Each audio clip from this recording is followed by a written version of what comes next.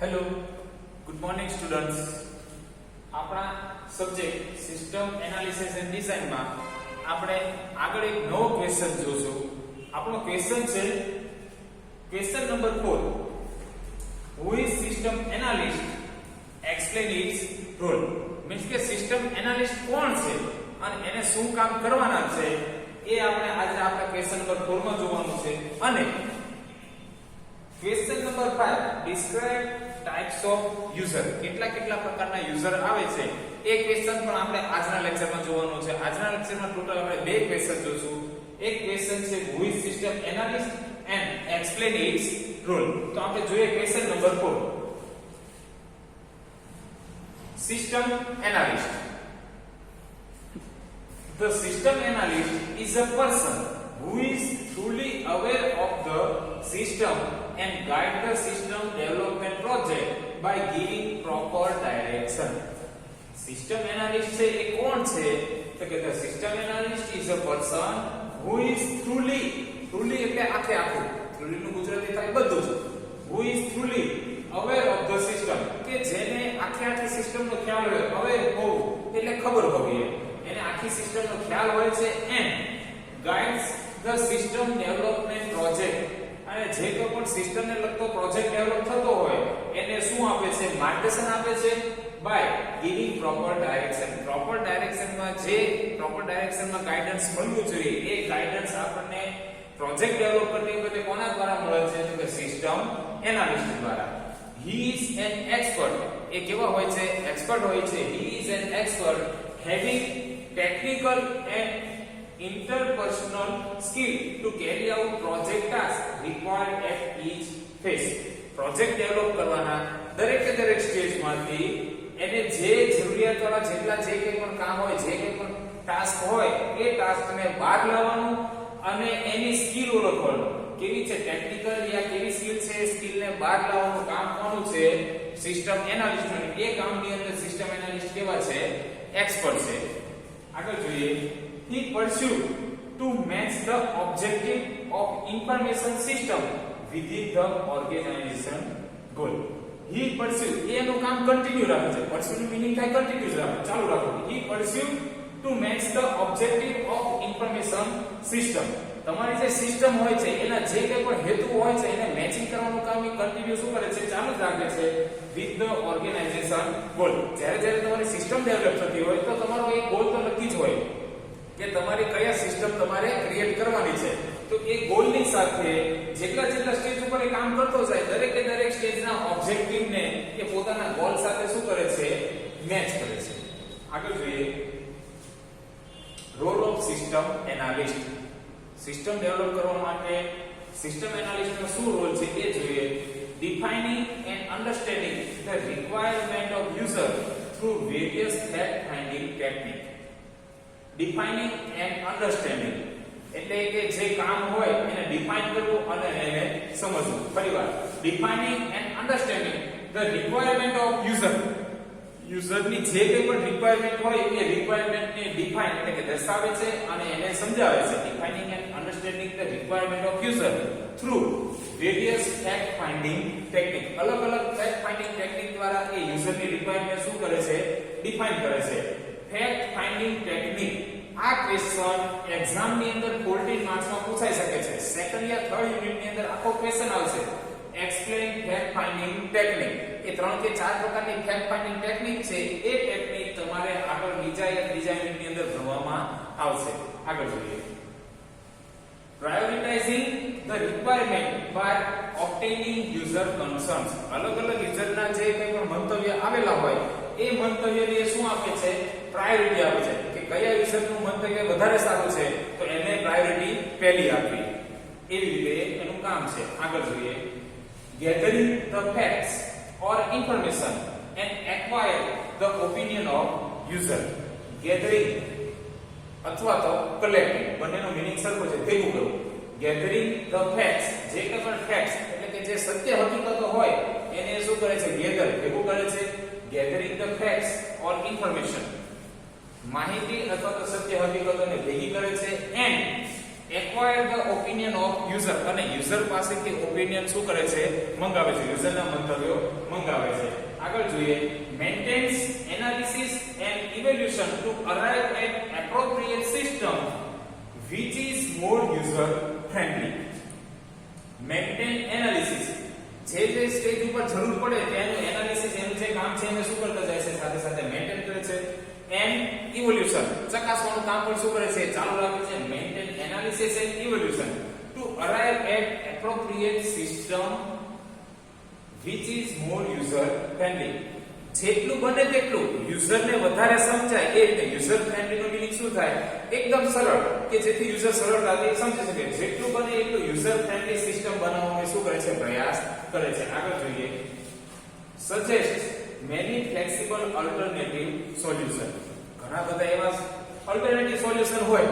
આપણે માનો કે ક્યાંક જમવા જવું હોય તો કે છે કે સૂર્ય ગાર્ડનમાં જવું કે કૈલાસમાં જવું. એક જ હોટલ હોય તો આપણી પાસે કોઈ અલ્ટરનેટિવ સોલ્યુશન હોતું નથી. પણ અહીંયા તમને સોલ્યુશન મળે છે કે બેમાંથી એક જગ્યાએ તમે જઈ શકો છો. તો શું છે, suggest many flexible alternative solution. અલગ અલગ જે જરૂર પડે એવા ફ્લેક્સિબલ સોલ્યુશન તમને સજેશન કરે છે. પિક ધ બેસ્ટ સોલ્યુશન, એમાંથી સારામાં સારું સોલ્યુશન હોય એને લઈ લે છે. And quantify cost and benefits. પછી એને શું કરે છે, ખર્ચ અને તમારો બેનિફિટ અને ખર્ચ એની સાથે શું કરે છે, સરખાવે છે. જે વધારે બેનિફિટ મળતો હોય એને શું કરે છે, અમલમાં મૂકે છે. આગળ જોઈએ, draw certain specification which are easily understood. Draw કરવું, ડ્રો એટલે કેવો ચાર્ટ બનાવે છે. ડ્રો સર્ટેન સ્પેસિફિકેશન, જ્યાં જ્યાં જરૂર લાગે એવા ચોક્કસ સ્પેસિફિકેશન ને શું કરે છે, ડ્રો કરે છે, કે જેની મદદથી તમે સરળતાથી સમજી શકો છો. which are easily understood by users and programmer in precise and detailed form. એક એવું ફોર્મ બનાવે કે જેની અંદર એકદમ ચોક્કસ અને ડિટેલમાં માહિતી તમને મળી રહે. એ રીતનું આખું એક ફોર્મ શું કરે છે, તૈયાર કરે છે. અને એક એવો ચાર્ટ પણ બનાવે છે કે જેને યુઝર છે એ સરળતાથી સમજી શકે. easily understood by user. આગળ જોઈએ, types of user. Question number 5, types of user. Exam ની અંદર 7 માર્ક્સ માં પૂછાઈ શકે એવો ક્વેશ્ચન છે આ. there are 5 types of user. how many? there are 5 types of user. First, end user. Second, hands-on user. Third, indirect user. Fourth, user manager. Fifth and last, senior manager. There are 5 types of user. End user, hands-on user. આ બે યાદ રાખો પહેલા. end અને hands, આ એનું શું મળે, પ્રાસ મળે છે ગુજરાતી કહે તો. end user અને hands-on user. ક્લિયર હતું? end user, hands-on user. હવે આને અલગથી યાદ રાખો. ઇનડાયરેક્ટ યુઝર છે એને અલગથી આપણે યાદ રાખીએ. And user, handsome user, indirect user. આ બેને ભેગા યાદ રાખો. User manager, senior manager. યાદ રહેશે? ફરીવાર, and user, handsome user, user manager, senior manager અને ઇનડાયરેક્ટ યુઝર અલગથી. હવે એને લાઈનમાં ગોઠવી દો. And user, handsome user, indirect user, user manager, senior manager. હવે આને આપણે ડીપમાં સમજીએ. And user, they are people who are not professional information system specialist.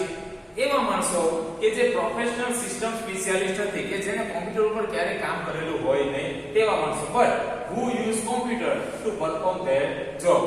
એવા માણસો કે જેને કોમ્પ્યુટરની કોઈ ખબર હોતી નથી, પરંતુ એને જેટલું કામ આપ્યું હોય એટલું કામ એ કોમ્પ્યુટર ઉપર કામ પૂરું કરે છે. એના કામ સાથે મતલબ રાખે છે. પ્રોફેશનલ ઇન્ફોર્મેશન સિસ્ટમ સ્પેશિયાલિસ્ટ નથી. એ કોઈ સોફ્ટવેર ડેવલપર કે એવો કોઈ માણસ નથી. ખાલી સિમ્પલ એના કામ સાથે મતલબ રાખે છે. એને જેટલું કામ આપ્યું હોય એટલું કોમ્પ્યુટર પર કામ પૂરું કરે છે. તો એવા યુઝરને શું કહેવાય છે? એન્ડ યુઝર કહે છે. પરિવાર, they are people who are not professional information system specialist. They are people who are not professional information system specialist, but who use computer to perform their jobs. Clear? Second જોઈએ, hands-on user. Second જોઈએ આપણે hands-on user. They are actually interacting with the system. એવા માણસો કે જે રિયલમાં કોની સાથે કમ્યુનિકેશન કરે છે? સિસ્ટમ સાથે કમ્યુનિકેટ થતા હોય. જે ફીડ ઇન ડેટા. ફીડનું ગુજરાતી ઇનપુટ લખો તો પણ ચાલે. they input in data. They input data. ડેટાને શું કરે છે? ઇનપુટ કરવું. ફીડ કરવું. they feed in data, receive output. Data input કરે અને સામે આઉટપુટ મેળવે, બસ એટલું જ કામ, બીજું વધારાનું કામ છે નહીં. એને શું કહેવાય? Handsome user. એક્ઝામ્પલ જોઈએ. Example is airline reservation agent who use computer. Airline reservation, જ્યાં આપણે ફ્લાઇટનું રિઝર્વેશન કરતા હોય તેનો જે એજન્ટ બેઠો હોય એને હેન્ડસમ યુઝર કહેવાય. શું કામ? જો to answer the query about passenger, A passenger ની ક્વેરી ને લગતી આન્સર આપે છે ખાલી. about flight and ticket information, passenger ની ક્વેરી હોય તો એની આન્સર આપે અને ફ્લાઇટ અને ટિકિટ ની ઇન્ફોર્મેશન ને લગતી ખાલી માહિતી આપે, બાકી કોઈ માહિતી હોય નહીં. ડેટા ઇનપુટ કરે ને એન્ટર આપે, તરત તમને આઉટપુટ મળે તો એને શું કહેવાય? હેન્ડસમ યુઝર કહેવાય. એને કોઈ પ્રોસેસ થાય એવી કઈ જરૂર હોતી નથી. Third, indirect user. They are not directly interacting with the hardware or software. એવો યુઝર કે ડાયરેક્ટલી હાર્ડવેર સોફ્ટવેર સાથે કનેક્શનમાં હોતો નથી. They use report or result produced by the system. System દ્વારા કોઈ રિપોર્ટ અથવા તો રિઝલ્ટ એ જે જનરેટ થયું હોય એને શું કહેવાય? ઇનડાયરેક્ટ યુઝર કહેવાય. તમે લોકો જે વિદ્યાર્થીઓ છો ઇનડાયરેક્ટ યુઝર છો. શું કામ? અમે મટીરીયલ આપીએ, સિસ્ટમ દ્વારા તે પ્રોડ્યુસ થયું હોય છે, અમે જે મટીરીયલ આપીએ, મટીરીયલની ક્રિએટ કરીને તમે એનો યુઝ કરો છો, તો તમે કેવા યુઝર કહેવાય? Indirect user. શું કામ? સિસ્ટમ દ્વારા જે કોઈ પણ રિપોર્ટ જનરેટ થાય છે એ રિપોર્ટનો કોઈ થર્ડ પાર્ટી યુઝ કરે તો એને શું કહેવાય? ઇનડાયરેક્ટ યુઝર કહેવાય. Fourth, user manager. User manager have management responsibility for application system. તમારી જે કોઈ પણ સિસ્ટમ હોય એને મેનેજ કરવાની જવાબદારી કોની હોય છે? યુઝર મેનેજરની હોય છે. User manager have management responsibility for application system. These users may be upper level manager. આ ટોપ લેવલના મેનેજર હોઈ શકે. For business functions they heavily use information system. બિઝનેસના કોઈ પણ ફંક્શન માટે કોનો ઉપયોગ કરે છે? તો કે ઇન્ફોર્મેશન સિસ્ટમનો ઉપયોગ કરે છે. While these users are not used directly or indirectly the system. જ્યારે આ યુઝર એટલે કે યુઝર મેનેજર છે એ કોઈ ડાયરેક્ટલી કે ઇનડાયરેક્ટલી કોઈ પણ સિસ્ટમનો ઉપયોગ કરતા નથી. While these users not used directly or indirectly the system, but they have authority to approve and disapprove investment in the development of application and have organizational responsibility for the effectiveness of system. પરંતુ એ લોકોને શું હોય છે? but they have authority. authority એટલે એમની પાસે એવો power હોય છે. authority એટલે કે power. but they have authority, કેવો પાવર હોય છે? to approve and disapprove, કોઈને એલાઉ કરવું અથવા તો કોઈને રિજેક્ટ કરવું. કોને? તો કે investment in the development of application. કોઈ પણ પ્રકારની એપ્લિકેશન ડેવલપ કરવાની હોય તો એ એપ્લિકેશન ની અંદર જે ઇન્વેસ્ટમેન્ટ કરવાનું છે તો ઇન્વેસ્ટમેન્ટ ને લગતી માહિતીને એપ્રૂવ કરવી કે ડિસએપ્રૂવ કરવી એ કામ કોનું છે? તો કે યુઝર મેનેજરનું. Investment in the development of application and have organizational responsibility for the effectiveness of system. તમારી સિસ્ટમ છે એ અસરકારક રીતે કામ આપે છે કે નથી આપતી એ કામ જોવાનું કોનું છે? તો કે યુઝર મેનેજરનું. લાસ્ટ યુઝર આપણા તો કે senior manager. they have more responsibilities than user manager. આ ટોપ લેવલના, આ મીન્સ કે માલિક જ કહેવાય. સિનિયર મેનેજર એક પ્રકારના આપણે શું કહી શકીએ? એટલે માલિક કહી શકીએ. એ લોકોની જવાબદારી કોના કરતા વધારે હોય? તો કે યુઝર મેનેજર કરતા વધારે જવાબદારી કોની છે? તો કે સિનિયર મેનેજરની. they are more responsibility than user manager. User manager કરતા એની જવાબદારી વધારે હોય છે. when any new strategy is planned, જ્યારે કોઈ નવી સ્ટ્રેટેજી પ્લાન કરવામાં આવે, ક્રિએટ કરવામાં આવે in an organization, they are considered, તો એ લોકો નક્કી કરે છે, વિચારે છે શું? which the best one for the company. કોઈ નવી સ્ટ્રેટેજી પ્લાન કરવાની હોય તો કઈ સ્ટ્રેટેજી છે એની કંપની માટે બેસ્ટ પ્રોવાઇડ થશે અથવા તો બેસ્ટ સાબિત થશે એ વિચારવાનું કામ કોનું છે? તો કે senior મેનેજરનું. which the best one for the company are and which one is beneficial to the system. કઈ તમારી કઈ સ્ટ્રેટેજી છે એ તમારી કંપની માટે બેસ્ટ સાબિત થશે અને કઈ સ્ટ્રેટેજી છે એ તમારી સિસ્ટમને બેનિફિશિયલ વધારે ફાયદાકારક સાબિત થશે એ જોવાનું કામ કોનું છે? સિનિયર મેનેજરનું. અહીંયા આપણો ક્વેશ્ચન નંબર 4 અને 5 પૂરો થાય છે.